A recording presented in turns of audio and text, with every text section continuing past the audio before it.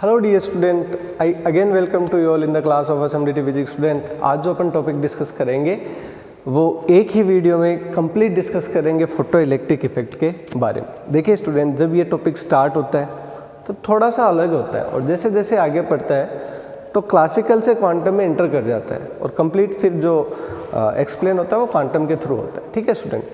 So students, काफ़ी बच्चों की ये प्रॉब्लम रहती है, काफ़ी बच्चे बोलते हैं कि सर हम एक कंप्लीट कनेक्ट करने में थोड़ा सा डिफ़िकल्टी को फेस करते हैं। कंप्लीट कनेक्ट का मतलब कहाँ से टॉपिक स्टार्ट होता है, ठीक है, फिर कौन आता है, कैसे एक्सप्लेन करता है, ठीक है, और फिर कैसे क्लासिकल फ्लॉप होती है और क्यों होती है, जहाँ पर क्लासिकल फ्लॉप होती है वहाँ पे मॉडर्न फिजिक्स कैसे एक्सप्लेन करती है। ठीक है। सो स्टूडेंट्स, मैंने ये सारा कुछ सोच के एक ही वीडियो में फोटो इलेक्ट्रिक इफेक्ट को करवाने का सोचा। स्टूडेंट्स, आज आपको इस वीडियो में कंप्लीट इन्फॉर्मेशन मिलेगी फोटो इलेक्ट्रिक इफेक्ट के बारे में। ठीक है स्टूडेंट, काफ़ी कुछ आपने पढ़ रखा है। आज आपने जितना भी पढ़ा है उन सबको अपन समेटेंगे, अर्थात एक जगह करेंगे। ठीक है स्टूडेंट्स। तो आज आपको कुछ लिखना नहीं है, कोई नोट्स नहीं बनाने, बट आपको बस केवल आपको देखना है और समझना है कि हाँ सर ने फर्स्ट लेक्चर में ये बात बोली थी तो ये बात ऐसे थी, आज ये बात ऐसे, इन सेंस की मतलब एक दूसरे से अपन कनेक्ट करते हुए चलेंगे। ठीक है स्टूडेंट। तो आइए स्टार्ट करते हैं photo electric effect. So students, सबसे पहले अपन बात करें कि लगभग 19 के आसपास 3 वैज्ञानिक थे, हर्ट्ज, हाल्बाच और लेनार्ड। देखो, हर्ट्ज ने अपना एक एक्सपेरिमेंट किया इलेक्ट्रोमैग्नेटिक वेव पे, समझना वेव पे है ना। तो उन्होंने एक्सपेरिमेंट किया और उन्होंने कहा कि जब वैक्यूम ट्यूब पर अपन यूवी रेज को इंसिडेंट करवाते हैं, अर्थात पराबैंगनी प्रकाश को आपतित करवाते हैं, तो जो स्पार्किंग होती है अर्थात विद्युत विसर्जन है ना, नलिका में अपन 12th में पढ़े थे कि यहाँ पे जैसे प्रकाश को अपन इंसिडेंट करवाएंगे तो स्पार्किंग होगी। वो स्पार्किंग अच्छे से होती है कब? जब अपन इस पर प्रकाश गिराएं, कौन सा? यूवी रेज अर्थात पराबैंगनी प्रकाश। ठीक है। आगे इन्होंने कुछ नहीं किया, इन्होंने यह बात कह के छोड़ दी। फिर 2 वैज्ञानिक थे, हाल्बाच और लेनार्ड। इन्होंने इस एक्सपेरिमेंट को क्या किया, आगे बढ़ाया। इन्होंने कहा कि हाँ स्पार्किंग तो इजीली होती है, बट स्पार्किंग के साथ साथ स्टूडेंट्स, जो स्पार्किंग में जो एलिमेंट्स निकलते हैं, जो पार्टिकल्स निकलते हैं, वो कौन से होते हैं? चार्ज पार्टिकल, मतलब आवेशित कण निकलते हैं। सिंपल लैंग्वेज में कहूँ तो इन्होंने कहा कि इन्होंने हाल्बाच और लेनार्ड ने आवेशित कण निकलते हैं, और लेनार्ड ने लास्ट में प्रूव किया कि वो आवेशित कण क्या है? इलेक्ट्रॉन्स। आवेशित कण क्या है? इलेक्ट्रॉन है। ये कहानी यहीं तक थी। ठीक है। फिर स्टूडेंट, आगे अपन बात करते हैं फोटो इलेक्ट्रिक इफेक्ट की। इसकी क्या डेफिनेशन होती है, क्या इसका स्ट्रक्चर होता है और कैसे ये काम करता है। ठीक है स्टूडेंट। तो वैक्यूम ट्यूब बना ली, ठीक है, एक वैक्यूम ट्यूब लगा दिया और प्रकाश गिरने के लिए हमने इसको कांच का बना दिया। ठीक है। फिर हमने यहाँ पे माइक्रो एमीटर लगाया। क्यों? बहुत ज़्यादा धारा बहती नहीं, इसके लिए ज़्यादा ज़रूरत नहीं है। यहाँ पे वोल्ट मीटर पैरेलल में जुड़ता है। ठीक है। यहाँ पे मोर्स कुंजी क्या लगा दी के, मोर्स का मतलब इतना से इसको आप घुमा सकते हो, प्लस माइनस कर सकते हो। यहाँ पे विद्युत वितरक है और एक बैटरी है। ठीक है स्टूडेंट, ये हमने अच्छे से पढ़ रखा है, इस पर अपन ज़्यादा कोई बात नहीं करेंगे, बट स्टूडेंट थोड़ी सी बात ये कर ले तो स्टूडेंट बस आपको ये देखना है कि ये नेगेटिव होता है और ये पॉजिटिव। क्यों? देख लो चाहिए कहाँ से जुड़ रहा है बैटरी के, घूमते घूमते ये देखिए ये नेगेटिव से जुड़ रहा है। क्यों जुड़ रहा है? क्योंकि स्टूडेंट ये नेगेटिव होंगे तभी तो इलेक्ट्रॉन्स निकलेंगे, और उसके सामने पॉजिटिव टर्मिनल लगाए है तो उनको अट्रैक्ट कर पाएगा, इजीली क्या कर पाएगा? अट्रैक्ट, और इजीली इलेक्ट्रॉन निकल पाएंगे। इसलिए हम क्या रखते हैं यहाँ पे? नेगेटिव रखते हैं। ठीक है। ये डायग्राम हुआ। डायग्राम के बाद अब स्टूडेंट आज अपन कुछ इंपॉर्टेंट डेफिनेशंस को डिस्कस करेंगे। मैंने यहाँ पे लिखा है इंपॉर्टेंट की, जैसे डेफिनेशंस कौन सी होती है, थ्रेशोल्ड फ्रीक्वेंसी क्या होती है, एक्सपेरिमेंटल रिजल्ट क्या है। ठीक है। आज अपन इन सबको इन शॉर्ट पढ़ेंगे। ठीक है। तो डेफिनेशन क्या कहती है? जब किसी धातु के पृष्ठ पर एक निश्चित आवृत्ति से अधिक आवृत्ति का प्रकाश फॉल करवाया जाता है या इंसिडेंट करवाया जाता है तो धातु की सतह से इलेक्ट्रॉन्स का क्या होता है? इमिशन होता है। ठीक है। और इलेक्ट्रॉन के इमिशन से सर्किट में क्या होती है? करंट फ्लो होती है। यही करंट क्या कहलाती है? Photo electric current.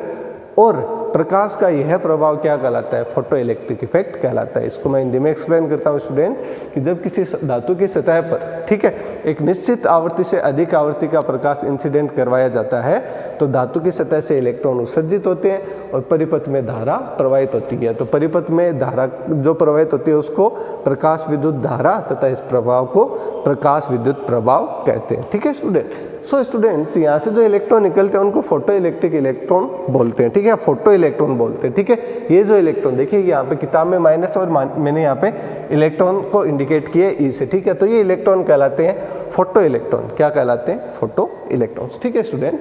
यहाँ पे डेफिनेशंस के बाद स्टूडेंट अब अपन पढ़ते हैं थ्रेशोल्ड फ्रीक्वेंसी क्या होती है। सो स्टूडेंट थ्रेशोल्ड फ्रीक्वेंसी की वह मिनिमम वैल्यू है जिससे कम वैल्यू पर धारा प्रवाहित नहीं होगी, या धारा प्रवाहित नहीं होगी तो फोटो इलेक्ट्रिक इफेक्ट आपको देखने को नहीं मिलेगा। दैट मीन्स वह न्यूनतम आवृत्ति जिससे कम आवृत्ति पर प्रकाश विद्युत धारा प्रवाहित नहीं होती क्या कहलाएगी? थ्रेशोल्ड फ्रीक्वेंसी कहलाएगी। ठीक है, ये एग्जाम में पूछी जाती है डेफिनेशंस। ठीक है, डेडेड नंबर में कई बार। ठीक है, अब स्टूडेंट अपन बात करते हैं, यहाँ पे ग्राफ बनाया मैंने ना, ये ग्राफ किसके बीच में है स्टूडेंट? वोल्टेज और धारा के बीच में। ठीक है स्टूडेंट, तो जैसे जैसे आप वोल्टेज बढ़ाते हो तो धारा क्या होती है स्टूडेंट? थोड़ी सी बढ़ती है और फिर क्या हो जाती है? कांस्टेंट, है ना। देखिए यहाँ पे वोल्टेज और करंट के बीच क्या है? ग्राफ है। तो जैसे जैसे वोल्टेज बढ़ाते हो तो धारा बढ़ती है और फिर क्या हो जाती है स्टूडेंट्स? कांस्टेंट। ठीक है, बट स्टूडेंट यदि अपन वोल्टेज को न बढ़ाएं, वोल्टेज को क्या करें स्टूडेंट? अपन नेगेटिव करें। नेगेटिव मतलब, नेगेटिव वोल्टेज का मतलब समझना कि भाई इसको उल्टा कर दिया, किससे? की से, कुंजी से इसको उल्टा कर दोगे तो यहाँ पे तो प्लस आ जाएगा और यहाँ पे क्या आ जाएगा डियर स्टूडेंट? माइनस। तो यहाँ पे क्या बन जाएगा? प्लस, और यहाँ पे क्या बन जाएगा? माइनस। अब स्टूडेंट देखिए यहाँ पे आप जैसे ही वोल्टेज को नेगेटिव करते हो, धारा एकाएक शून्य नहीं होती, धारा धीरे धीरे क्या होती है? शून्य होती है। इसका मतलब धारा बह रही है, वरना एकाएक ही क्या हो जानी चाहिए? जीरो। ऐसा नहीं हो रहा। तो ऐसा क्यों नहीं हो रहा है स्टूडेंट? कि जब आप यहाँ पे प्लस और यहाँ पे माइनस करते हो तो यहाँ पे आपको रिपल्शन रियलाइज होगा, इलेक्ट्रॉन्स को रिपल्शन तो मिलेगा, बट इन इलेक्ट्रॉन में कुछ इलेक्ट्रॉन्स ऐसे होंगे जिनकी काइनेटिक एनर्जी बहुत ज़्यादा होगी। अब काइनेटिक एनर्जी बहुत ज़्यादा है तो वो इस रिपल्सन को भी क्या कर पाएंगे? पार कर जाएंगे। इस रिपल्सन को पार करके यहाँ से यहाँ तक पहुँच जाएंगे, और एक बार यहाँ तक पहुँच गए तो सर्किट में क्या फ्लो हो जाएगी स्टूडेंट? करंट फ्लो हो जाएगी। दैट मीन्स क्या हुआ स्टूडेंट? इसका मतलब ये हुआ कि धारा बहेगी। ठीक है, मतलब धारा एक साथ क्या नहीं होगी? शून्य नहीं होगी। ठीक है स्टूडेंट, अब धारा एक साथ शून्य नहीं होगी तो अपन को वोल्टेज को क्या करना पड़ेगा? और बढ़ाना पड़ेगा, नेगेटिव वाले को, है ना। तो एक ऐसा वोल्टेज आएगा जिस पर धारा क्या हो जाएगी? शून्य हो जाएगी, और यही पोटेंशियल क्या कहलाता है? नेगेटिव पोटेंशियल, या इसको अपन बोलते हैं निरोधी विभव। इसको अपन स्टॉपिंग पोटेंशियल भी बोलते हैं। तो स्टॉपिंग पोटेंशियल का क्या मतलब हुआ? एक ऐसा विभव जिस पर इलेक्ट्रॉन्स का फ्लो रुक जाए और या धारा का मान क्या हो जाए? शून्य हो जाए, क्या कहलाता है? निरोधी विभव। और निरोधी विभव क्या करेगा स्टूडेंट? जिस इलेक्ट्रॉन्स के पास गतिज ऊर्जा बहुत ज़्यादा होगी उसको क्या करेगा स्टूडेंट? रोकेगा। क्या करेगा? रोकेगा। That's why upon EV not half of mv not square maximum के बराबर क्या लिखते हैं? EV नॉट, है ना। तो निरोधी विभव, निरोधी मतलब विरोध करने वाला, किसका? जो बहुत ज़्यादा एनर्जी रखे इलेक्ट्रॉन इसमें फ्लो हो रहे हैं उसको क्या करने का? रोकने का।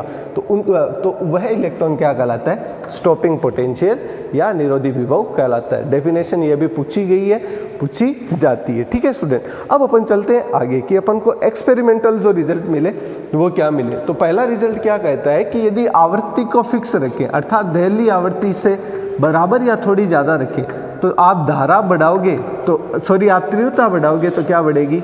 धारा भी बढ़ेगी। दैट मीन्स धारा किसके समानुपाती होगी? तीव्रता की। कब स्टूडेंट? जब आप दहली आवृत्ति या एक फिक्स आवृत्ति पे क्या रखो? आप इसकी वैल्यू रखो। ठीक है स्टूडेंट, अब स्टूडेंट्स अपन आगे बात करें तो दूसरा जो रिजल्ट है वो क्या कहता है? वो कहता है स्टूडेंट यदि आप आवृत्ति फिक्स रखते हो तो निरोधी विभव, निरोधी विभव मतलब ये वाला जो विभव है ये किस पे निर्भर नहीं करता? ये इंटेंसिटी पर निर्भर नहीं करता। किस पर निर्भर नहीं करता? तीव्रता पर निर्भर नहीं करता। तो डेफिनेशन में क्या मतलब, परिभाषा में आप क्या लिखोगे? यदि आवृत्ति का मान फिक्स रखें तो निरोधी विभव किस पर निर्भर नहीं करता? तीव्रता पर निर्भर नहीं करता। सिंपल सी बात है। ठीक है, पहली बात। दूसरी बात स्टूडेंट क्या होगी? तो निरोधी विभव डिपेंड किस पे करेगा? ये डिपेंड करेगा student ANU + B, where A and B are constant and nu is nothing but intensity. अर्थात जो विभव है निरोधी विभव वो किस पे निर्भर करेगा? वो आपका डिपेंड करेगा स्टूडेंट आवृत्ति पर। और किस टर्म में डिपेंड करेगा स्टूडेंट? ये हमने पढ़ा था, इसका जो ग्राफ है वो कैसे मिला था अपन को? ऐसे। ठीक है, मतलब एक निश्चित आवृत्ति तक तो निरोधी विभव काम नहीं करेगा, उसके बाद निरोधी विभव काम करेगा। ठीक है, बस इतनी सी बात है। उसके बाद अपन चलते हैं आगे। अब क्लासिकल फिजिक्स कहती है, एक्सपेरिमेंटल रिजल्ट में अपन को दो चीज़ें और मिली थी। एक मिली थी दहली आवृत्ति। दहली आवृत्ति का मतलब साइंटिस्ट ने देखा कि एक फिक्स फ्रीक्वेंसी उससे अपन कम रखें तो अपन को कोई ऑब्जर्वेशन आता ही नहीं, मतलब आता ही नहीं इन सेंस कि वहाँ पे कोई धारा नहीं बहेगी, इलेक्ट्रॉन फ्लो नहीं करेंगे तो कोई मतलब ही नहीं है। तो इसका मतलब एक निश्चित आवृत्ति से कम आवृत्ति पर प्रकाश विद्युत धारा प्रवाहित नहीं होती, जिसको अपन थ्रेशोल्ड फ्रीक्वेंसी बोलते हैं, अर्थात देहली आवृत्ति। ठीक है स्टूडेंट, पहली बात। दूसरी बात स्टूडेंट, हमने ये देखा कि हम जैसे ही थ्रेशोल्ड फ्रीक्वेंसी पे क्या करते हैं, काम करते हैं, वैसे ही क्या होते हैं, इलेक्ट्रॉन्स निकलते हैं। दैट मीन्स एक तरफ जैसे ही थ्रेशोल्ड फ्रीक्वेंसी आई, तुरंत इलेक्ट्रॉन क्या हो गए, मतलब प्रवाहित हो गए, मतलब उसमें कोई टाइम लगा ही नहीं। मतलब जैसे मान लीजिए कि थ्रेशोल्ड फ्रीक्वेंसी की वैल्यू है 5 हर्ट्ज, है ना, तो आप 4.9 तक कुछ नहीं हुआ, जैसे ही आपने 5 किया तो तुरंत मतलब हाथों हाथ क्या हुआ, इलेक्ट्रॉन्स निकलने लगे। तो वहाँ पे क्या नहीं हुआ, वहाँ पे कोई टाइम लेग हुआ ही नहीं, अर्थात समय पश्चाता नहीं हुई। ठीक है स्टूडेंट। अब स्टूडेंट क्लासिकल फिजिक्स क्या कहती है, क्लासिकल फिजिक्स ये कहती है कि हम देहली आवृत्ति को नहीं समझा पाएंगे। क्यों? क्लासिकल फिजिक्स कहती है कि जो इंटेंसिटी होती है ना, वो धारा के समानुपाती होती है, मतलब जैसे जैसे इंटेंसिटी बढ़ेगी धारा भी बढ़ेगी। तो क्लासिकल कहता है कि चाहे आप देहली आवृत्ति से कम आवृत्ति रखो, इलेक्ट्रॉन्स तो बहेंगे, चाहे कम बहे वो अलग बात है, चाहे धारा का मान कम मिले वो अलग बात है, बट इलेक्ट्रॉन्स का फ्लो होगा। तो इसका मतलब क्या हुआ, इसका मतलब हुआ कि देहली आवृत्ति एग्जिस्ट ही नहीं करती, जबकि ऐसा नहीं है। देहली आवृत्ति क्या करती है, एग्जिस्ट करती है, पहली बात। दूसरी बात, अब क्लासिकल फिजिक्स कहती है कि गतिज ऊर्जा समानुपाती होती है किसके, इंटेंसिटी के, अर्थात तीव्रता के। इसका मतलब तीव्रता बढ़ाओगे तो गतिज ऊर्जा बढ़ेगी, और गतिज ऊर्जा किस पे डिपेंड करती है स्टूडेंट, निरोधी विभव पे। इसका मतलब निरोधी विभव किस पे निर्भर करना चाहिए डियर स्टूडेंट, इंटेंसिटी पे। किस पे, इंटेंसिटी पे। जबकि हमने यहाँ पर यही बात बोली थी कि निरोधी विभव इंटेंसिटी पे निर्भर नहीं करता, but according to classical physics this will be, मतलब ये होना चाहिए, है ना। ठीक है। दूसरी बात, क्लासिकल फिजिक्स कहता है कि ऊर्जा तरंगाग्र के रूप में होती है, अर्थात ऐसे गोल गोल क्या होगा, तरंगाग्र होगा, उसके रूप में क्या होगी, एनर्जी होगी। तो एनर्जी होगी तो स्टूडेंट एक तरंगाग्र आएगा। अब धातु में ऐसे तो है नहीं एक इलेक्ट्रॉन्स है, बहुत सारे इलेक्ट्रॉन है, तो उन सबको क्या मिलेगी, एनर्जी पर बंटी हुई, समझ रहे हो, पर बंटी हुई, है ना। तो होगा क्या कि एक तरंगाग्र आया तो इलेक्ट्रॉन को सफिशिएंट एनर्जी नहीं मिली बाहर निकलने के लिए, तो दूसरा तरंगाग्र आएगा, तीसरा आएगा, तो ऐसे मतलब टाइम लग जाएगा किसमें, प्रकाश के आपतित होने में और इलेक्ट्रॉन्स को निकलने में। That means according to classical physics time gap होना चाहिए। तो यहाँ पे क्या है, टाइम गैप तो शुड भी या मस्ट भी, मतलब होना चाहिए, है ना। जबकि मॉडर्न फिजिक्स कहती है कि there is no exist time lag, अर्थात यहाँ पर कोई समय पश्चाता नहीं होती। क्यों? क्योंकि हमने देखा जैसे थ्रेशोल्ड फ्रीक्वेंसी से हमने थ्रेशोल्ड फ्रीक्वेंसी पे अपन लाए, वैसे इलेक्ट्रॉन्स क्या हो गए, इमिट होने स्टार्ट हो गए। दैट मीन्स टाइम लेग था ही नहीं। जबकि क्लासिकल फिजिक्स कहती है कि ऊर्जा तरंगाग्र के रूप में होती है, तो इलेक्ट्रॉन को अवशोषित होने में और बाहर निकलने में क्या लगेगा, टाइम लगेगा, जबकि ऐसा नहीं है। ठीक है स्टूडेंट, अर्थात धारा तरंगाग्र के रूप में होती है, कौन बोलती है, क्लासिकल फिजिक्स। अब क्लासिकल फिजिक्स देहली आवृत्ति को नहीं समझा पाई, ठीक है, और निरोधी विभव का आवृत्ति पे निर्भर होना नहीं समझ पाई, और टाइम लेग को नहीं समझा पाई। तो ऐसे बहुत सारी इंडिक्वेंसीज इसके साथ क्या हुई, चलती रही। ठीक है स्टूडेंट। फिर उसके बाद कौन आए, आइंस्टीन आए, और आइंस्टीन ने अपना क्या दिया, क्वांटम थ्योरी दिया। आइंस्टीन ने क्या कहा कि ऊर्जा तरंगाग्र के रूप में नहीं होकर पैकेटों या बंडलों के रूप में क्या होती है, उत्सर्जित या अवशोषित होती है। उन पैकेटों बंडलों को अपन क्या कहते हैं, क्वांटा, और इसी थ्योरी को अपन आगे जाके क्या कहलाई, ये थ्योरी क्वांटम हाइपोथेसिस कहलाई। ठीक है डियर स्टूडेंट। अब वहाँ पे एक क्वांटा का मान E = h/nu, where h is nothing but Planck constant and nu is frequency. ठीक है, इसका मतलब जो धातु पे इलेक्ट्रोमैग्नेटिक वेव इंसिडेंट हो रही है या फॉल हो रही है, वो that's not wave but that's it particle, मतलब वो वेव नहीं है, वो क्या, कण है, in the form of particle, अर्थात कण के रूप में। तो देखिए हर्ट्ज ने किया था इलेक्ट्रोमैग्नेटिक वेव का एक्सपेरिमेंट, लेकिन वेव को किस में ले आए, पार्टिकल्स में। तो मतलब क्लासिकल फिजिक्स किस में चली गई, क्वांटम फिजिक्स में। तो ये बहुत एक इंटरेस्टिंग क्या है, एक्सपेरिमेंट रहा। ठीक है। अब आइंस्टीन ने क्या कहा कि जो वेव्स भी होती है वो क्या होती है, वेव नहीं होके क्या होती है, पार्टिकल्स, आप कह सकते हैं ऊर्जा के बंडल, है ना, पार्टिकल्स ऑफ एनर्जी। ठीक है। And the value of bundles nothing but E = h/nu। h/nu मतलब h मतलब प्लांक कांस्टेंट, न्यू इक्वल्स मतलब फ्रीक्वेंसी। यहाँ पे अपन आगे n भी लगा सकते हैं, n का मतलब 0 1 2 3 4 5 एंड सो वो चलता जाएगा। दैट्स मीन्स कि कई जगह 5 फोटोन है, कई जगह 10 है, तो वो एक संख्या है। ठीक है, वो मैंने नहीं लिखी। ठीक है। नेक्स्ट अपन बात करते हैं आइंस्टीन की क्वांटम थ्योरी के बाद कि आइंस्टीन ने अपना क्या दिया था, एक फोटो इलेक्ट्रिक इक्वेशन दिया था, ठीक है। उससे पहले उन्होंने बताया कार्यफलन को, क्या बताया, कार्यफलन को। अब स्टूडेंट्स कार्यफलन क्या होता है कि जैसे ही एनर्जी इंसिडेंट होती है धातु पे, तो इलेक्ट्रॉन जब बाहर निकलते हैं तो उनको बाहर निकलने के भी लिए भी क्या चाहिए, एनर्जी चाहिए। आपने आयनन ऊर्जा, आयनन व्यू पढ़ा था ना 12th में ना, तो वो क्या कहता है, वो ये तो कहता है ना कि किसी भी इलेक्ट्रॉन को धातु के अपृष्ठ से बाहर निकलने के लिए न्यूनतम एनर्जी रिक्वायर्ड रहती है। अब मान लीजिए कि h न्यू आवृत्ति का फोटोन आया, तो वो क्या पूरी एनर्जी इलेक्ट्रॉन लेके निकल जाएगा, नहीं, इसको बाहर निकलने में क्या लगेगी, कुछ एनर्जी लगेगी, और बची हुई एनर्जी को वो किस में बदलेगा, गतिज ऊर्जा में, है ना। तो दैट्स मीन्स यही फोटो इलेक्ट्रिक इक्वेशन है। कार्यफलन का मतलब फाई, और फाई का मतलब h न्यू नॉट, मतलब जो एनर्जी आ रही है उसका कुछ भाग किस में चला जाएगा, कार्यफलन में वेस्ट हो जाएगा। दैट मीन्स इलेक्ट्रॉन्स को बाहर निकालने में वेस्ट हो जाएगा। तो बाकी जो रहा वो किस में बदलेगा, वो बदलेगा गतिज ऊर्जा में। तो दैट मीन्स गतिज ऊर्जा किसके बराबर होगी, कितनी एनर्जी आई माइनस कितनी एनर्जी कार्यफलन में वेस्ट होगी, ठीक है। और आप जानते हो गतिज ऊर्जा किसके बराबर होती है, निरोधी विभव के बराबर, दैट मीन्स स्टॉपिंग पोटेंशियल के इक्वल। तो स्टॉपिंग पोटेंशियल क्या होता है, 1/2mv² equals to EV not. तो यहाँ पे हमने क्या लिख दिया, EV नॉट, E का सेपरेट डिवाइड किया तो h/E न्यू और minus h/E new note. That means ये किस में ग्राफ बन जाएगा, ये न्यू नोट और न्यू में क्या बन जाएगा, ग्राफ, अर्थात सॉरी वी नोट और न्यू में क्या बन जाएगा, graph, where V is nothing but stopping potential and nu is nothing but frequency, और यहाँ पे E क्या है, चार्ज ऑफ इलेक्ट्रॉन्स, ठीक है।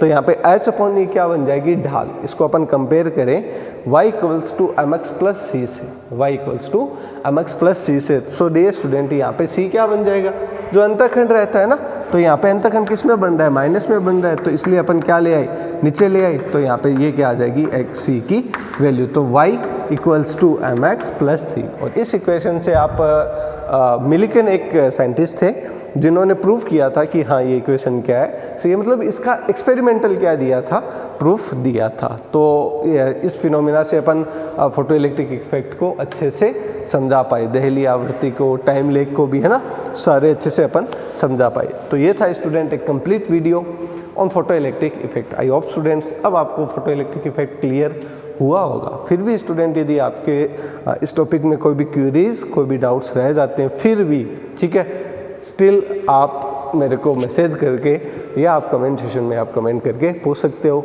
मिलते हैं डियर स्टूडेंट नेक्स्ट वीडियो में, तब तक के लिए आप अपना ध्यान रखिए, धन्यवाद।